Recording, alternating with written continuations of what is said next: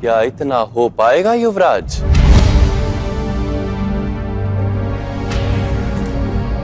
क्षमा करें वासुदेव। अपराध, क्षमा, दंड, युद्ध, ये सब व्यर्थ की बातें हैं। यदि वास्तव में आप इस महायुद्ध को टालना चाहते हैं, कोई ऐसा प्रस्ताव दीजिए जो मान्य किया जा सके। और वो प्रस्ताव आप अपने मित्र से मनवा पाएंगे अंगराज?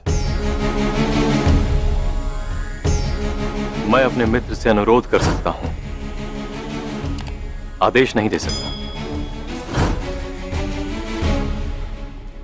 हाथी के ऊपर बैठा श्वान जब वन के राजा पर भौंकता है तो दोष हाथी का है, जो उसने अपने सामर्थ्य का आधार उस श्वान को दिया है। वास्तव में आपका सामर्थ्य ही युवराज के अधर्म का आधार है।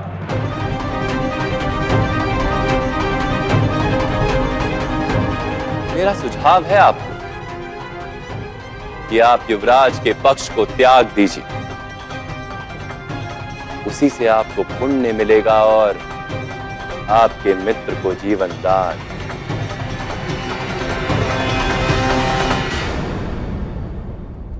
मुझे आपके धर्म पर विश्वास है, और मेरा विश्वास ही मेरा धर्म है वासुदेव।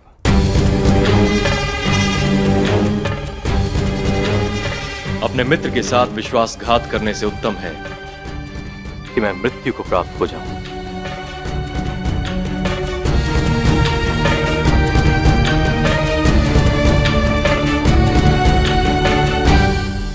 मैं आपका सम्मान करता हूं अंगराज,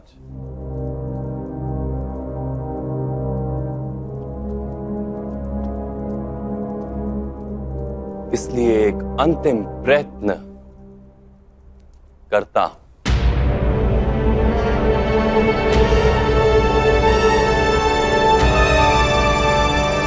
ना क्षमा, ना दंड, ना साम्राज्य, ना संपत्ति। पांडवों को 5 गांवों पर स्वतंत्र अधिकार दे दीजिए महाराज।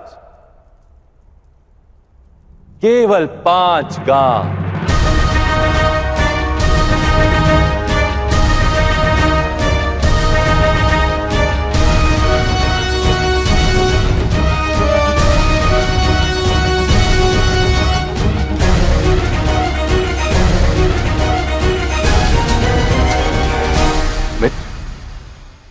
मुझे वासुदेव का यह सुझाव उचित प्रतीत हो रहा है। ये छल है अंगराज, छल है ये। वासुदेव कृष्ण पांडु पुत्रों को 5 गांव दिलाकर स्वतंत्र अधिकार दिलाना चाहते हैं।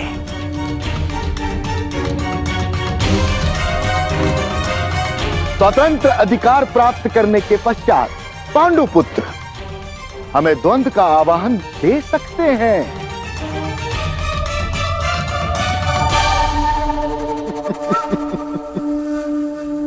अर्थात वासुदेव कृष्ण किसी भी परिस्थिति में महाराज धृतराष्ट्र के 100 पुत्रों को 5 पांडवों के समक्ष रणभूमि में खड़ा करना चाहते हैं।